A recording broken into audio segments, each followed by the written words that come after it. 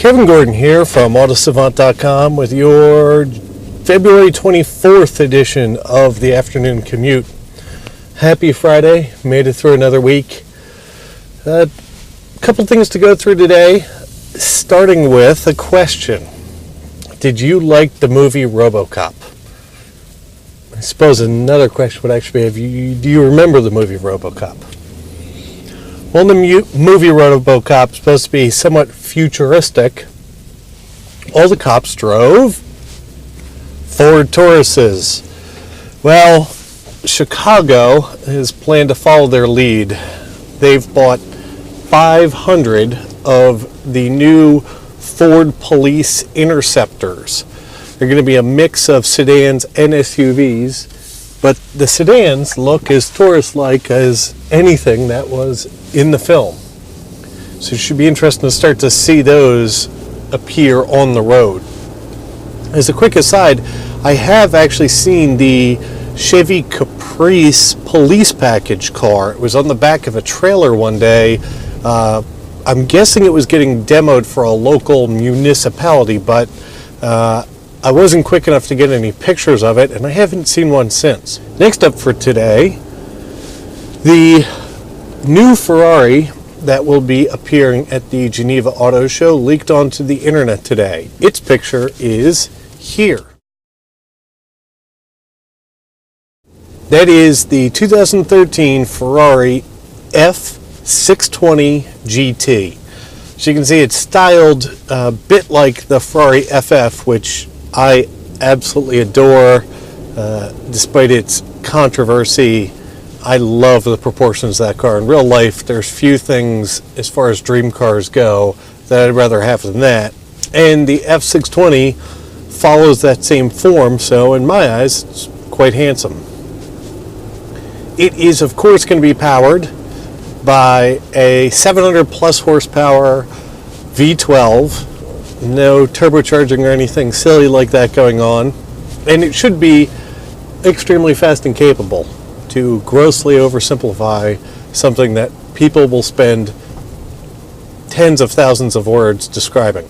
Number 3 for today, Edmunds.com earlier this week reported that the average sales price of a Hyundai Elantra is higher than both the Toyota Camry and the Honda Civic.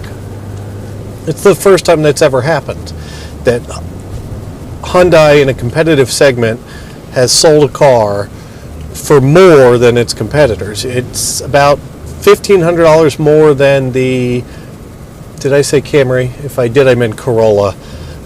It's about $1,500 more than the Corolla and about $500 more on average than the Civic. And this is a huge shift for Hyundai. You know, when everybody talks about tipping points, you have to wonder if this is actually the beginning of the tipping point for Hyundai truly becoming an absolutely mainstream, no longer considered, better value, better warranty car. It's competing on its own, not just on price. The most impressive part of the fact that it sold for more money than those two cars is the fact that its sales were up 40% last year. So not only did it sell for more, it sold a lot of them for more than the Japanese competitors, which they have to be taking notice to, and they are in a lot of ways.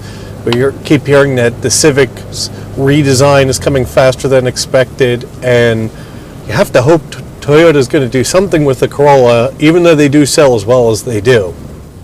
And end Friday on a high note, which I could have easily chosen the Ferrari part for that. I had to talk a little bit about Mitt Romney. And it isn't to get political or to really pick a side in this whole thing, but it is interesting to see how something that you write can come back and bite you in the ass later on.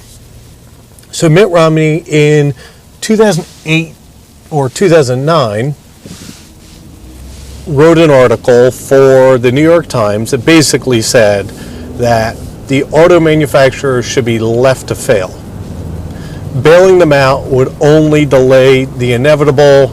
They would wind up in bankruptcy and as failed companies government sponsorship of large corporations doesn't work. You know, that argument has its merits. It seems like it's been proven untrue in this case, at least so far. Who's to say that in a couple of years, GM and Chrysler might not be in fiscal trouble again and everybody will be saying that he was right.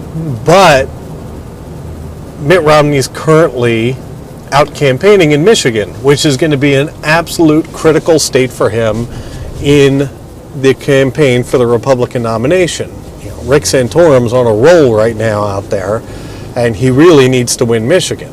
Well, who else is in Michigan? Well, the United Auto Workers stronghold. So what have they done? They've happily printed up signs and are hanging them up in all of Mitt Romney's campaign stops.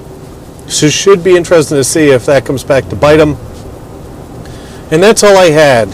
Hope you had a good week. It's been a good one here. If you get a chance, jump over to autosavant.com and take a look at the Veloster review along with the 2 pieces of video content that we have for it. The Suzuki Kizashi that we were in earlier this week's review should be up soon, as well as some video content for it as well. I'm Kevin Gordon from autosavant.com, and I look forward to talking to you guys next week.